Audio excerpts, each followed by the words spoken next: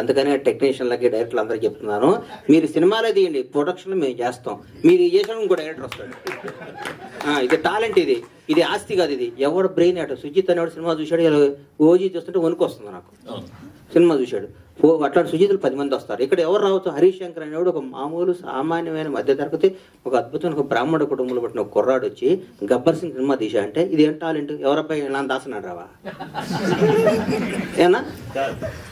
అందుకని ఇది టాలెంట్, ఇది పెట్టుబడి కాదు, ఇది సంపద, భగవంతుడు ఇచ్చిన సంపద, ఇది భగవంతుడు అనుగ్రహంతో. చిరంజీవి గారు ఎవరండి?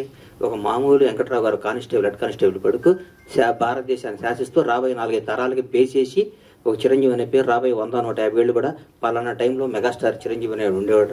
ఒక మామూలు కానిస్టేబుల్ కొడుకు హైదరాబాద్, చెన్నై వచ్చి దేశాన్ని శాసిస్తూ ఇదిరా ఎండింగ్ పద్మవిభూషణ్ అయిపోయింది. ఆయన రేపు మాకు భారతరత్న కూడా ఇస్తారు ఆయనకి, భారతరత్నంగా ఆయన రిటైర్డ్ అవుతాడు.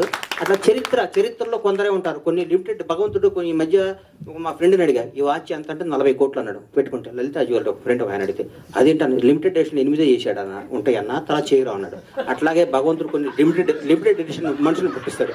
ఒక చిరంజీవిని, ఒక పవన్ కళ్యాణ్ని, ఒక రేవంత్ రెడ్డిని, ఒక చంద్రబాబు నాయుడిని, ఒక నరేంద్ర మోడీని, ఇట్లాంటి లిమిటెడ్ ఎడిషన్ కొందరు 130 కోట్ల మంది ఈ భారతదేశంలో కొందరు లిమిటెడ్ ఎడిషన్ కొన్ని పీసులు ఉంటాయి. ఆ పీసులు మనం గౌరవించాలి, పూజించాలి, ప్రేమించాలి. కానీ ఆన్లైన్ మనలాగా అనుకుంటే మనం ఎవరు. థ్యాంక్ యూ బాయ్ అన్న. సారీ అన్న. గణేష్ గారు ఒక క్వశ్చన్ అండి. గణేష్ గారు ఒక క్వశ్చన్ అండి. సార్ మీరు ఇప్పుడే అన్న తిన్న ఆకలి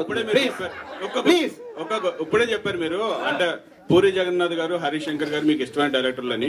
పవన్ కళ్యాణ్ గారు గబ్బర్ సింగ్ మీకు పిలిచి ఇచ్చారు సినిమా. రేపు పవన్ కళ్యాణ్ గారు వాళ్ళ అబ్బాయిని అకీరాని హీరోగా ఇంట్రొడ్యూస్ చేస్తున్నారు కదా, ఆ అవకాశం మీకు ఇస్తే ఏ డైరెక్టర్ చేస్తారు అన్న? ఇప్పుడే మన తమ్ముడికి చెప్పే కదన్నా, తిరుపతి దర్శనం ఉంటారు చేసుకోరని. అట్లాంటి అవకాశం ఎందుకు?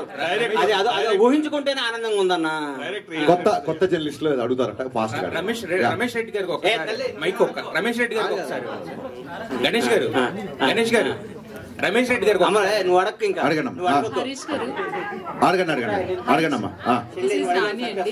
సో జనరల్ గా ఒక మనిషికి పంచభూతాలు ఎంత ఇంపార్టెంటో తెలుగు రాష్ట్ర ప్రజల్లో ఉన్న పవర్ స్టార్ ఫ్యాన్స్ అందరికి పవర్ స్టార్ అనే స్లోగాన్ అంత ఇంపార్టెంట్. సో విజువల్ ట్రీట్ అనేది మళ్ళీ రిలీజ్ రూపంలో ఇవ్వబోతున్నారు గబ్బర్ సింగ్ తో. ఈ విషయం పవర్ స్టార్ గారికి చెప్పారా? చెప్తే ఆయన ఎలా రియాక్ట్ అయ్యారు? అమ్మమ్మ నేను మాట వినే టైం ఆయనకు ఉందమ్మా.